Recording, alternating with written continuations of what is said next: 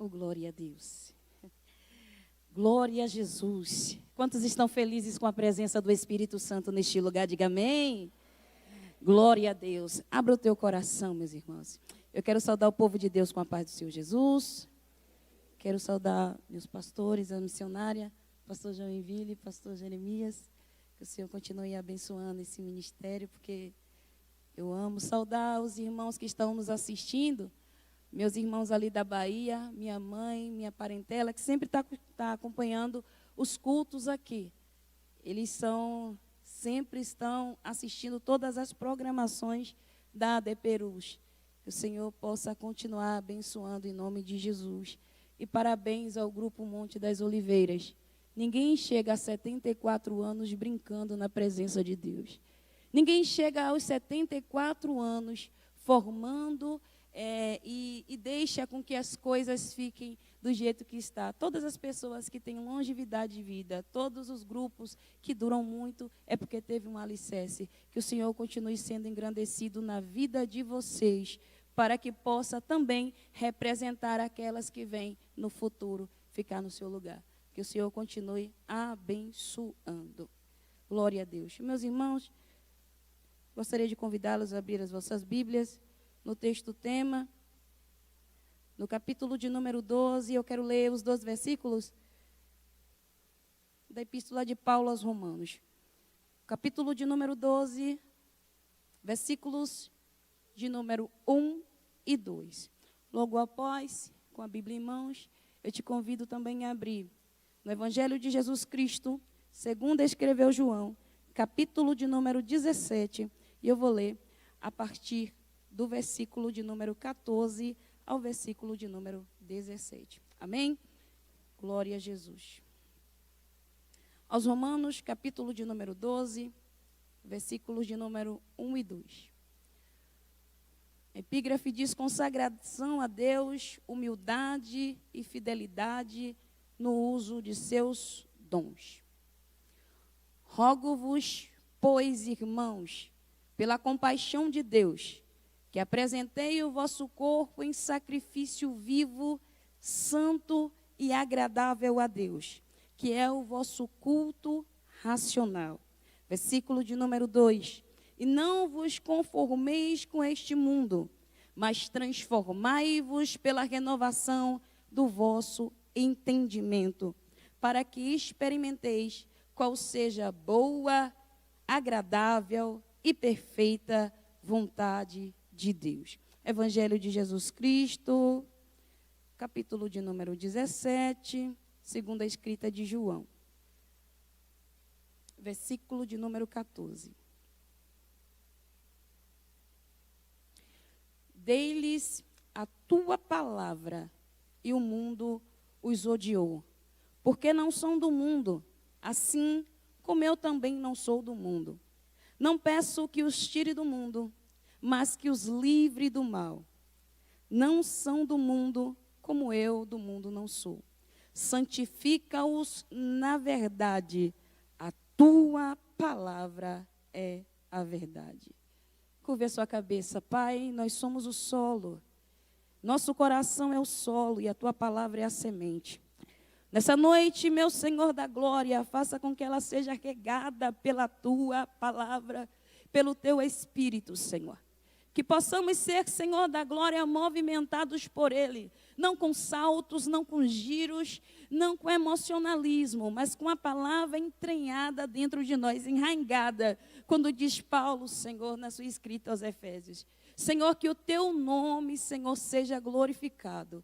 Que possamos sair daqui, Senhor da glória, a cada dia, convictos que o Senhor é aquele que molda as nossas vidas.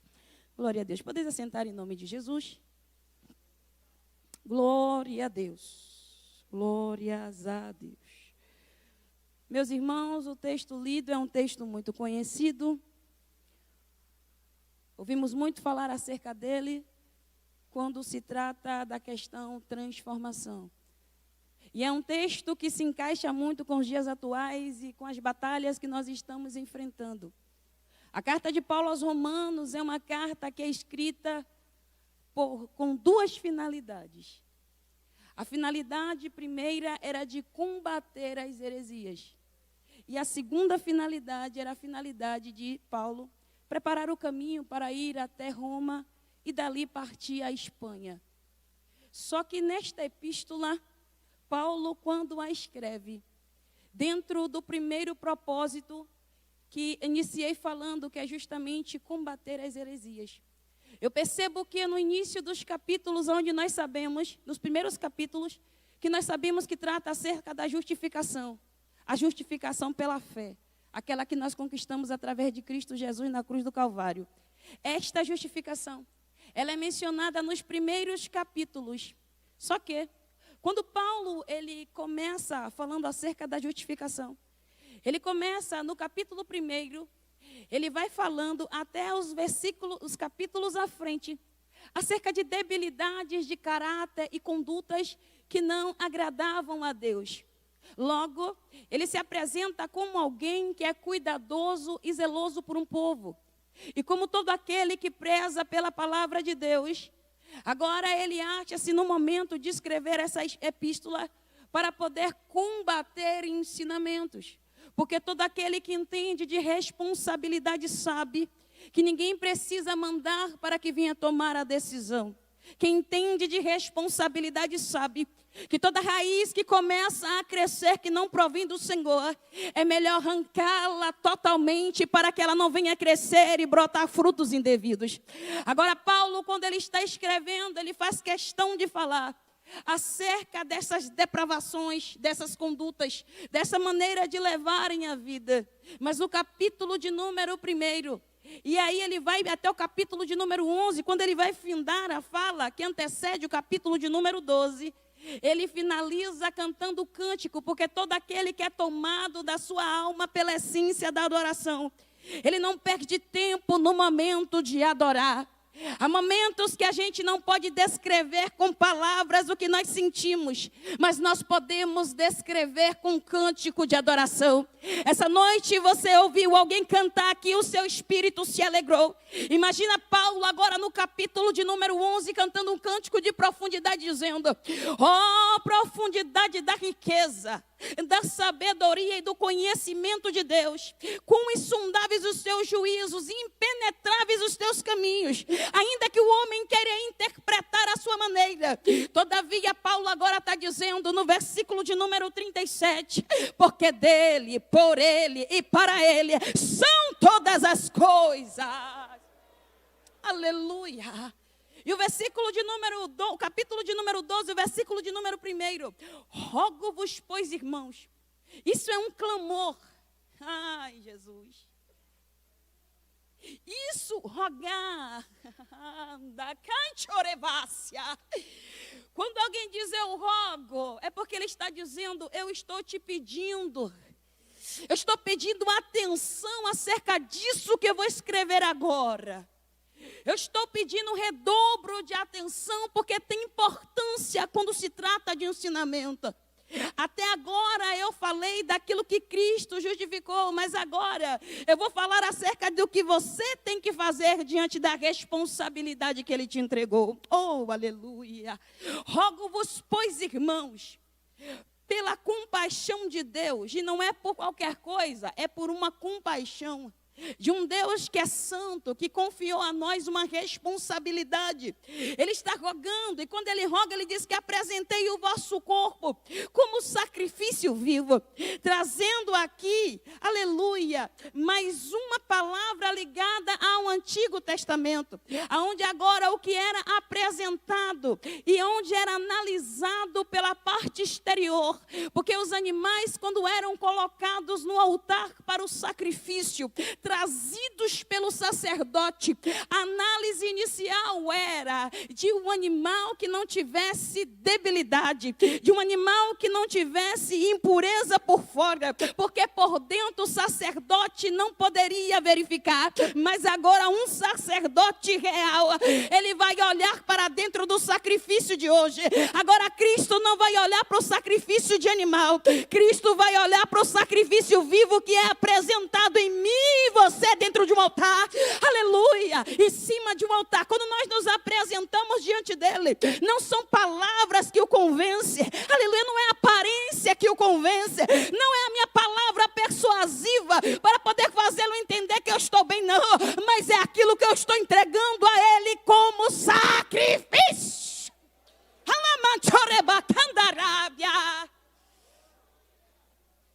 Ele não se empolga com aparência, ele se empolga com vidas. Ele não está preocupado com nada arrumadinho, ele está preocupado com o interior meu e com o seu.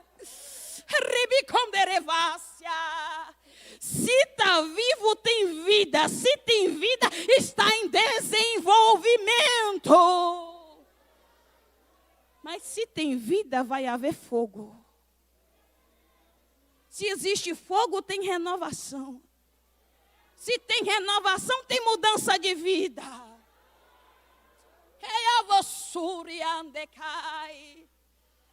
Sacrifício vivo.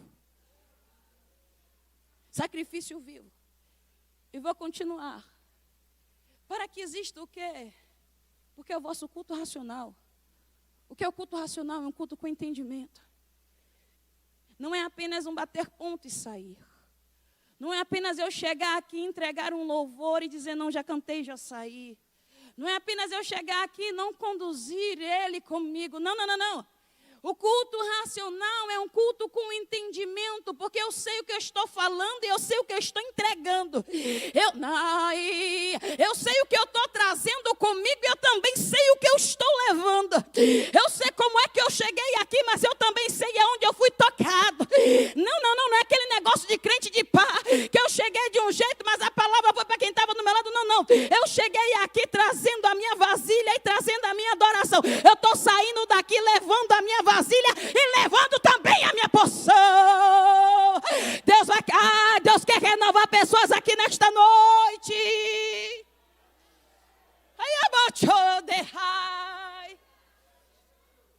Aleluia. E não vos conformeis com este mundo, mas transformai-vos.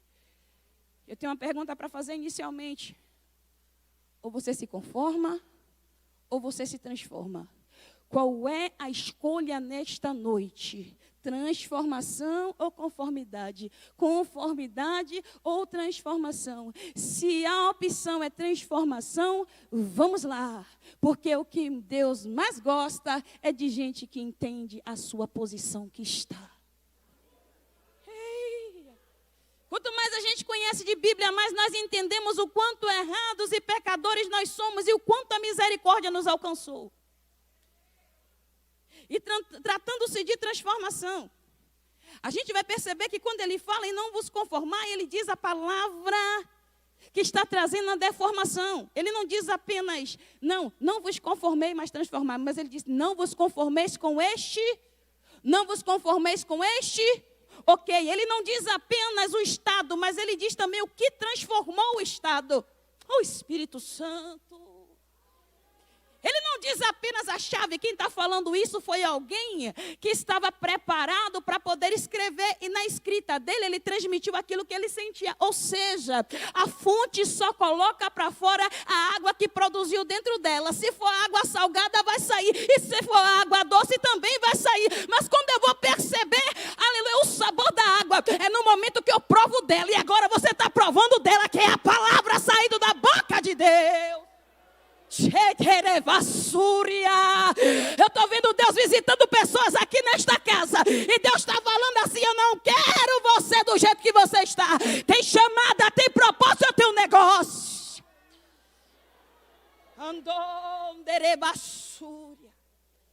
Transformação. Não vos conformei. Com o quê? Com este mundo. Quando nós olhamos para a palavra mundo, nós podemos olhar por três prismas. Por três pontos de vista. O primeiro ponto de vista da palavra mundo, a gente pode tratar sobre cosmos, planeta, estrela, que não se dominam, mas é dominado. Quando nós olhamos para outro ponto de vista acerca de mundo, nós olhamos para a humanidade.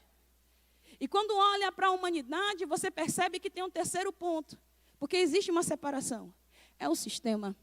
Jesus, quando ele fez a sua última oração sacerdotal, no capítulo de número 17 que nós lemos aqui nessa noite, o texto diz que agora, quando ele vai falar e orar pelos seus discípulos, ele coloca para fora aquilo que ele queria que os discípulos vigiassem.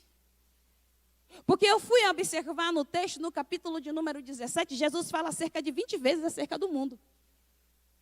Jesus fala 20 vezes em um capítulo que, se eu não me engano, tem 23 versículos acerca do mundo. E se Jesus fala cerca de 20 vezes acerca de um problema, é porque esse problema precisa ter uma maior atenção, não é isso? E dentro desta palavra, dentro desta oração de Cristo, ele coloca para fora a palavra em oração acerca do mundo, ele cita mundo e espaço, ele cita mundo e influência, e ele cita mundo pessoa. Agora, dentro desta palavra de Cristo, Jesus, ele passou cerca de 3 anos e meio para poder, no seu ministério terreno, e com isso ele estava ensinando os seus discípulos como lidar com as adversidades, como conduzir os seus ministérios. Jesus ensinou, Jesus comeu, Jesus sentou, Jesus estava com eles. E nesse período que Jesus passou, de todo esse tempo que Jesus passou, agora, Jesus ele coloca nas suas orações, na sua oração para fora, aquilo que poderia gerar uma destransformação, uma reconstrução naquilo que Jesus veio e trouxe a palavra para construir dentro dos discípulos. Dentro disso, o mundo como sistema poderia assim mexer naquilo que Cristo estava construindo. Baseado em quê? Baseado naquilo que eu recebo na minha mente e não filtro. Porque se eu não filtro, aí vai descer para o meu coração, vai congelar lá dentro, vai crescer e o meu coração é solo. Porque nós percebemos a semente se ela vai germinar a partir do momento que eu rego. Se eu desprezo a semente, ela não vai crescer. Mas se eu rego a semente, ela vai ganhar vida. Tem coisas que o Senhor quer tirar da nossa vida, mas a gente quer regar mais um pouquinho. A gente quer deixar mais um pouquinho. Mas tem coisas que Deus não quer que a gente venha regar. E como é que eu vou saber se é a minha aceitação ou não? A partir do momento que eu começo a dar crédito àquilo que era para eu abandonar.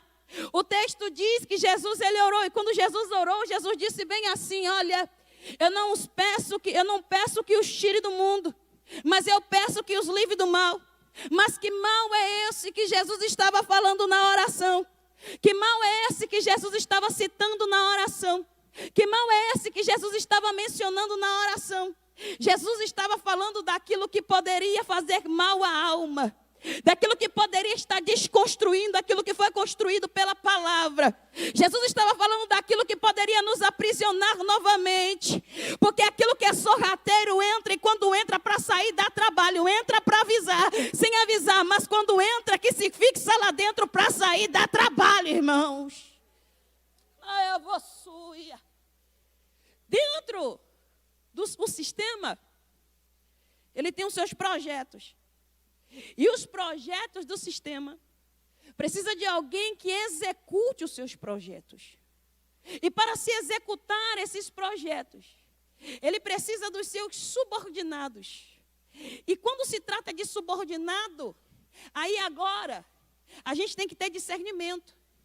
E nesse discernimento a gente precisa entender quem está governando a nossa mente.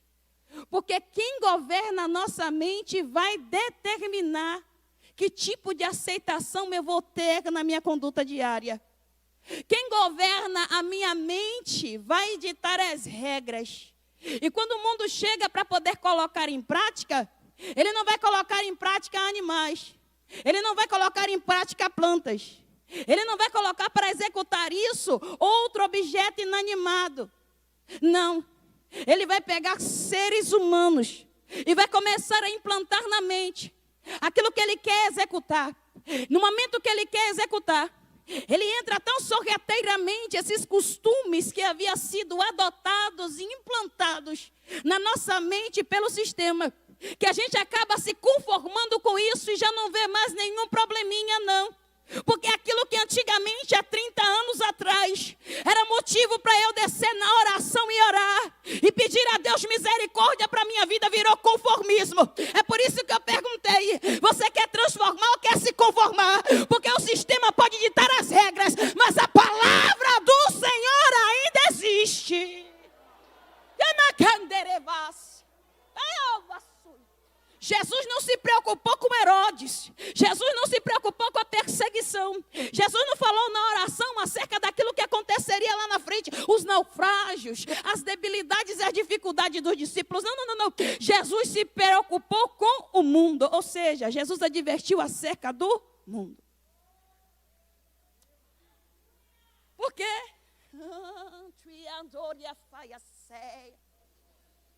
Os detritos do mundo querem manchar as vestes que o Senhor, Ele faz questão de nos encontrar no secreto para limpar.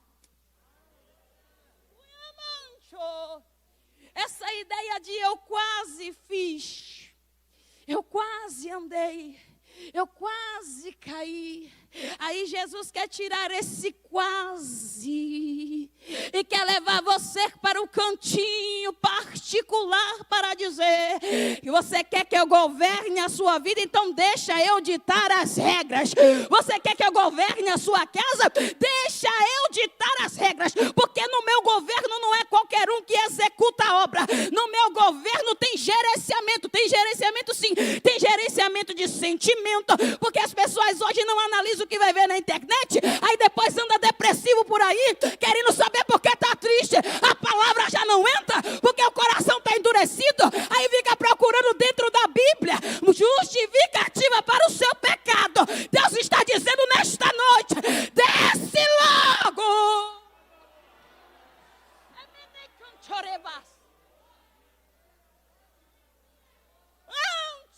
O que é que está no seu altar?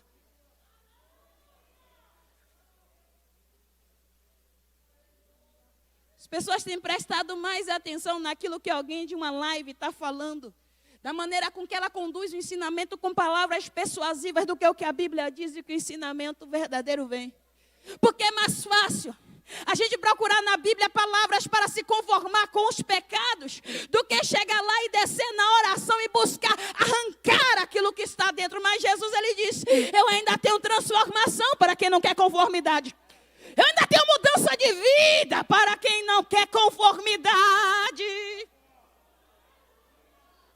Deus está falando hoje, mulheres, instrumentos de Deus para guiar a tua casa, instrumento de Deus para ensinar os seus filhos, instrumento de Deus para orar pelo seu marido. Não vos conformeis, mas transformai-vos. Não vos conformeis, mas transformai-vos.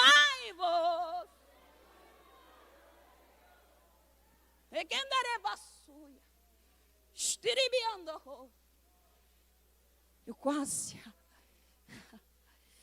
Alguém apareceu me elogiando e eu quase caí. Alguém apareceu falando bem de mim, outra pessoa fala mal, eu quase fui. Só por um minuto eu abri a tela do computador e vi o filme, mas ninguém viu não. Não viu? Jesus está olhando para dentro deste altar e está vendo se tem vida aí dentro. Porque se não tiver vida, Ele está passando em vistoria nesta noite. Porque onde tem renovação tem um cântico diferenciado. Porque quem tem renovação não canta a música do mundo. Quem tem renovação não anda por aí dançando e achando normal. Quem tem renovação não deixa o filho assistir qualquer coisa não, porque entende que tem seta do maligno saindo dali.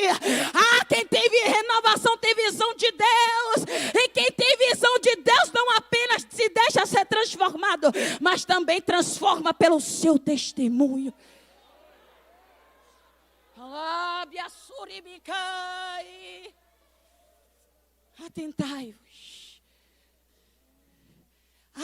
Atentai-vos para aquilo que o Senhor colocou nas tuas mãos. Tornou-se tão normal hoje querer justificar os seus erros através da palavra, usando a verdade pela verdade para contradizer aquilo que a verdade disse. A gente anda por aí e vê tantas pessoas achando isso normal, irmãs. Irmãos, a tua casa tem altar.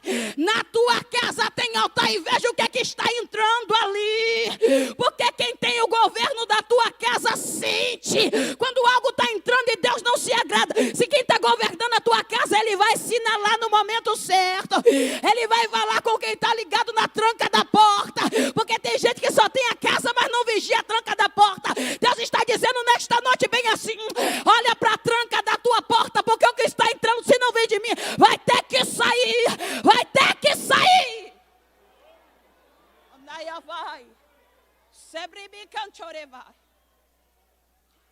Como é que eu começo a ser transformado?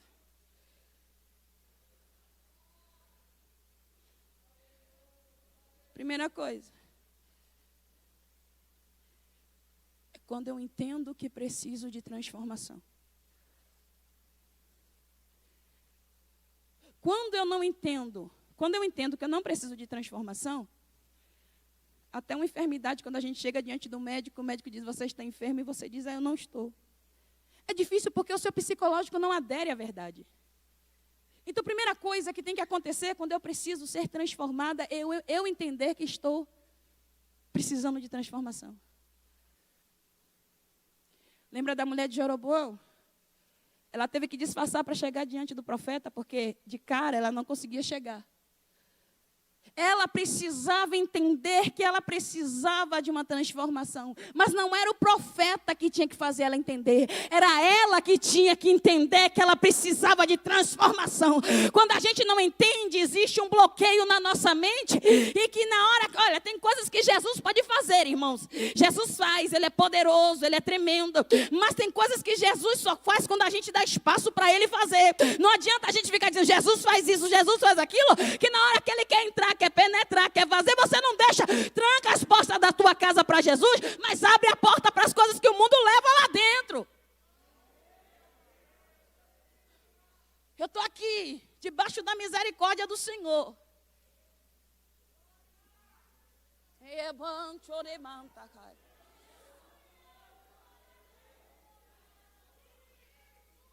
A deformidade que existe precisa ser moldada. Agora aqui, em Roma, Paulo apresentou os pontos críticos. Mas quando ele apresenta os pontos críticos, a gente entende que tem um molde. E se tem um molde, se adequa ao molde quem quer. Se aqui tem alguma costureira, entende que tem determinados modelos de vestido que não combina com determinados panos. Não adianta querer fazer porque vai ficar feio, não vai combinar. Não adianta querer moldar daquele jeito, porque se a costureira diz que não combina, não vai ficar feio. Vai querer aparecer só para os outros. Mas quando for aparecer para os outros, que vai ver, não combina o tecido, o molde daquele tecido. Tem gente querendo se encaixar com coisas do mundo, sendo que aí dentro habita o Espírito de Deus. Se o Espírito de Deus está habitando aí dentro, ele vai repudiar o que você está fazendo, mas tem que existir sensibilidade para poder ouvir a voz dele. Porque hoje, a voz do mundo está falando mais alto do que a voz de Deus. Eu te convido a baixar o volume do mundo na sua mente e aumentar o volume da voz de Deus, para que ele possa também te usar como um vaso, aleluia. Um vaso que entendeu a vontade de Deus na terra e sabe que é um instrumento para a preparação da sua casa, do teu povo, da tua família para o arrebatamento. Porque quem entende a responsabilidade que tem, não perde tempo com entretenimento, não. Nós não temos mais tempo para entretenimento. Nós temos que ter tempo para a palavra, porque ela me molda. Para a palavra, porque ela me trata. Para a palavra, porque ela me renova. Para a palavra. Sebiácia.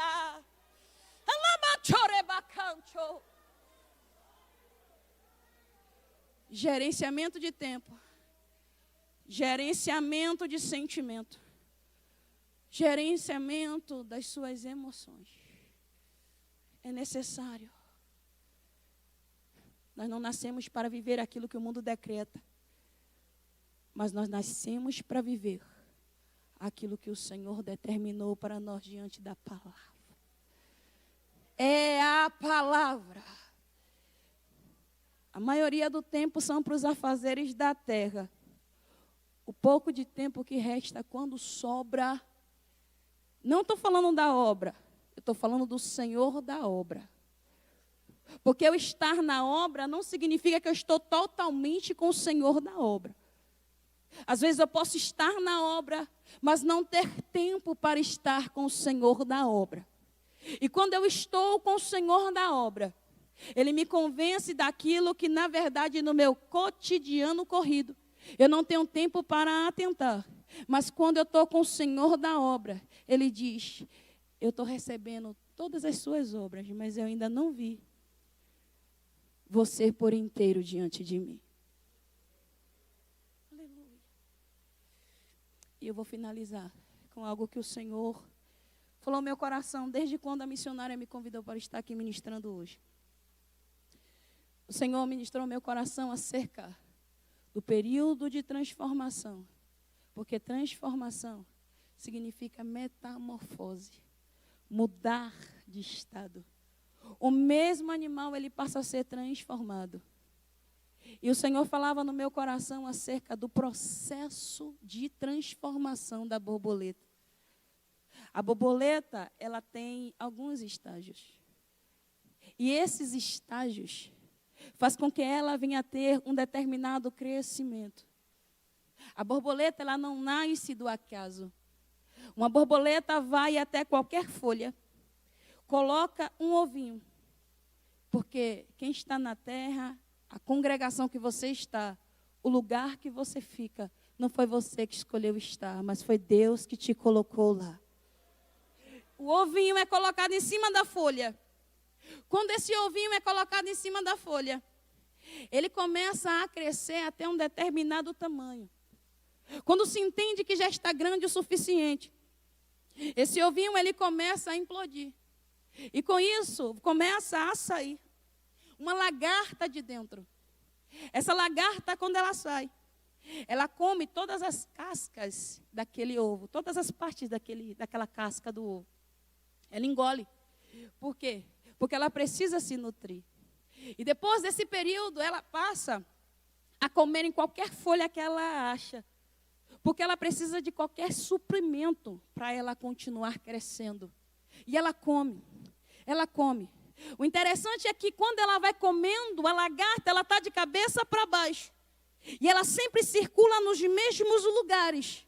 Enquanto ela circula nos mesmos lugares, ela vai comendo as folhas que aparecem. E vai crescendo. E vai no sentido espiritual do processo da lagarta, ela está olhando para baixo, ela não consegue analisar o lugar que ela está. Mas quem está olhando para ela de cima e observa onde ela está, sabe que ela está andando em círculos. E andar em círculo não leva para lugar nenhum. Porque comer qualquer coisa não traz uma nutrição suficiente para conseguir sair do lugar. Porque todas as vezes que faz projeto de orar, até começa, mas não consegue sustentar até o final. Porque todas as vezes que começa a fazer um propósito com Deus, até começa, mas não consegue finalizar. Porque a força já não consegue mais. E aquilo que vai sendo colocado para baixo, a visão colocada para baixo, nos limita a nossa visão. E quando se limita a nossa visão, tira a nossa dimensão do lugar aonde a gente precisa chegar em Deus. Agora ela pega e entende. Agora por isso que eu digo que tem gente que é necessário entender que precisa ser transformado para que a transformação venha chegar na vida dele. Agora quando essa lagartinha toma um tamanho grande, a proporção já está enorme de tudo aquilo que ela comeu, agora ela precisa entrar num processo da pulpa, que nós chamamos de casulo. Ela mesmo começa a se enclausular. Ela fica escondida dentro de um casulo. E o casulo toma ela de forma total. Ali ela ouve, mas não pratica. Ali ela ouve, mas ela não sai. Porque há momentos que a gente precisa ter um período dentro do casulo para a gente analisar as nossas atitudes, analisar as nossas decisões, analisar as nossas vidas, analisar a nossa conduta diante de Deus. Aleluia. Ela entra no casulo. Quando ela entra no casulo, ela precisa de um período de tempo para poder estar ali dentro daquele casulo. Ela precisa de um momento para poder entender que ela precisa sim, quando sair dali, sair transformada. Ela entra. E quando ela está lá dentro, precisa o tempo, porque, Deus, Ele não trabalha com barganha, Deus não trabalha com troca de serviço, Deus trabalha com o tempo. E se eu não espero o tempo determinado para a minha formação, eu vou sair com debilidade. E sair com debilidade, eu posso ter dificuldade para andar e também para voar. Porque eu vou entender que eu não preciso ficar dentro daquele casulo para ser transformada. Do jeito que eu já estou, já é o suficiente para eu avançar. Mas se tratando de Deus que trabalha com o tempo, Ele também precisa da abertura e precisa desse tempo para que venha se fundamentar aquilo que antes não tinha espaço para ser fundamentado. E agora, depois disso, depois do casulo, que chegou o tempo, ela sai. E quando ela sai, as suas asas não estão deformadas. As suas patinhas também não estão deformadas. A sua construção física não está deformada.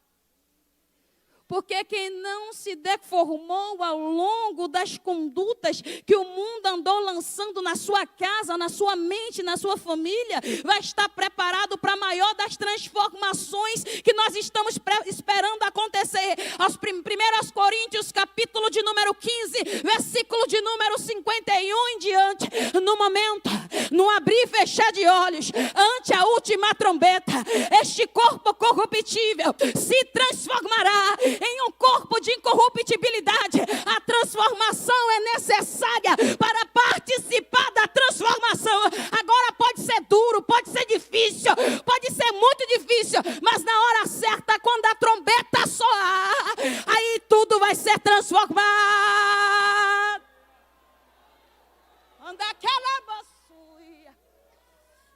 Ela toma posição de voo.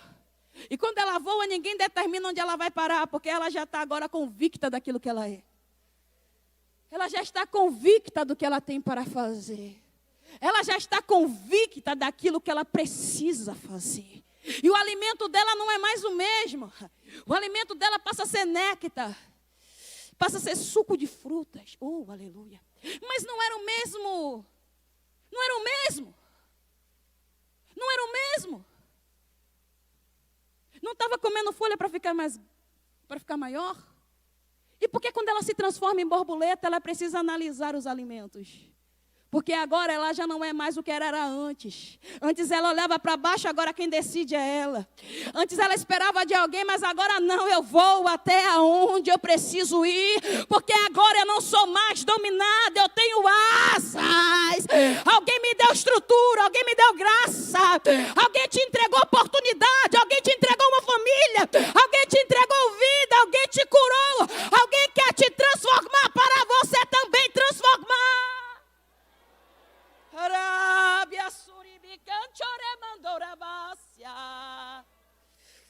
Não basta apenas se trancar no casulo, tem que sair para entregar aquilo que você recebeu.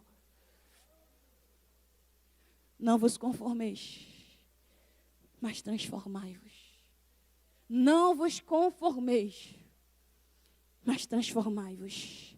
Porque depois da transformação, veremos qual é a vontade do Senhor. A sua boa, perfeita e agradável. Oh, aleluia. Pode doer, mas é boa. Pode nos trazer alguns sentimentos que a gente não quer, mas é boa. Pode não ser do jeito que a gente gostaria que fosse, mas é boa. Pode não ser pelo caminho que nós gostaríamos de caminhar, mas é boa. Porque depois que ela é boa, que a gente entende que ela é boa, ela passa a ser perfeita e agradável diante do Senhor. Porque aonde tem sacrifício, tem também a essência que chega até Ele. Aonde tem sacrifício, tem também o cheiro suave. Deus está vendo tudo, mas se rende ao molde. Deus está vendo tudo, mas se rende ao molde que o Senhor tem para você. Aleluia. Glória a Deus. Com a ordem, pastor, posso pedir para levantar? Com a ordem do pastor, por gentileza, fica de pé em nome de Jesus. Não aceite sair desta igreja da maneira que você entrou hoje. Nós estamos em um caminho muito perigoso. Por quê? Porque onde nós temos bênçãos também, nós temos responsabilidade. E bênçãos é derramada sobre todos. Mas responsabilidade só os escolhidos de Deus entendem, pois conhecem a palavra. Ele entende que não é apenas receber bênção, mas é também se entregar diante daquilo que o Senhor colocou diante deles. Se nessa noite você entrou aqui, e você entrou com um pensamento, eu tenho uma palavra de Deus para você. Transformai-vos. Transformai-vos. Aleluia. Transformai-vos. Para que haja renovação na tua casa. Para que haja renovação na sua vida. Para que haja renovação na sua conduta. E para que você entenda principalmente qual é a vontade desse Deus que te chamou para caminhar. Próximo está o arrebatamento. E quanto mais próximo está o arrebatamento, maior é a responsabilidade no caminho. Porque quem não entende isso não vai levar a sério a responsabilidade de se preparar. Mas quem entende, busca ser renovado. Quem entende, busca ser renovado. E você, irmã, que já está há tantos anos nesse grupo, começou bem nova, e hoje está numa idade que acha que já está avançada. O Senhor ainda usa a tua vida, não apenas como alguém transformado, mas alguém que foi transformado para transformar. Deus abençoe em nome de Jesus. AD Perus, desde 1947, abençoando o Brasil.